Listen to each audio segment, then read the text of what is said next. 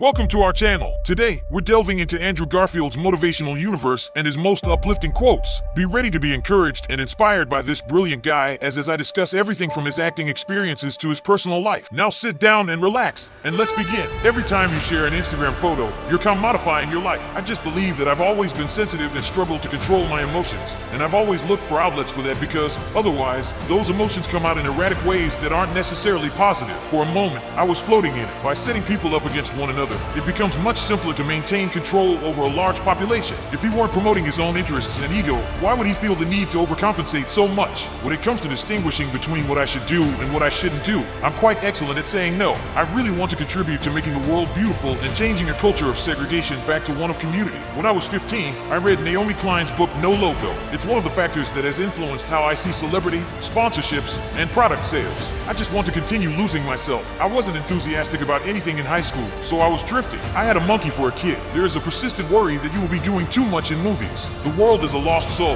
and Donald Trump is it. Spider-Man has always stood for kindness, doing what is right, and taking care of others. With Facebook, Twitter, and other social media platforms, everyone has turned themselves into a commodity. About what current celebrity signifies and its negative effects, I feel really strongly. Religious battles begin in this way. Stories that try to transform pain into beauty have always piqued my interest. Nobody, in my opinion, is unattractive. I always struggle with my trust in things.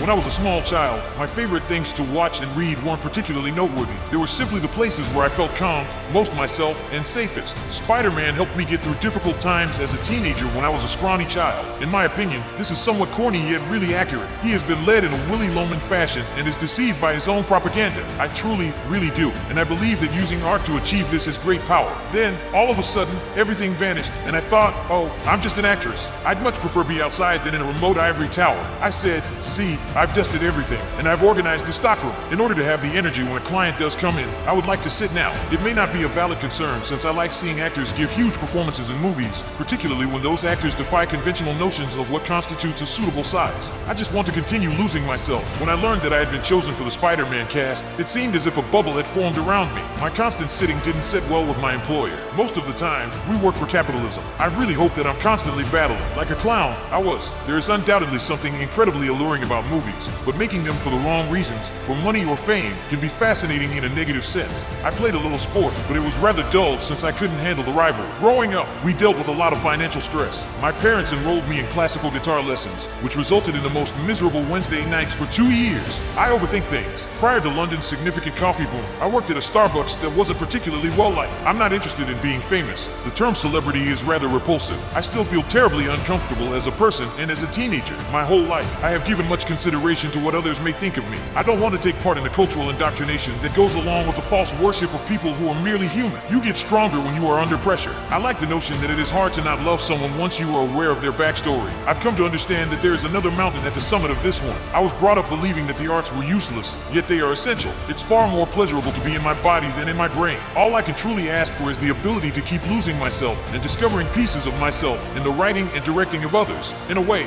movies were my church. Ever since I can remember, I've wondered, am I enough? Do I deserve it? Is it proper for me to be here? And my culture and society are telling me that unless I have a certain amount of money, drive a certain kind of vehicle, work in a certain field, am well known, or do something else, I am really not in a lot of ways. I don't truly get to be Spider-Man. I grew up watching American movies. Shakespeare, as performed by Mark Rylance at the Globe, is a spiritual performance, as you will witness. I find certainty unsettling in people. Even when we're not conscious of it, we're continually providing a service. We're all one entity, and we're always playing out various facets of who we are. I believe that since I was born there, and because I saw so many American movies as a child, America has always looked to me to be this alien nation that I might flee if I wanted to. You grow while you are under difficulty.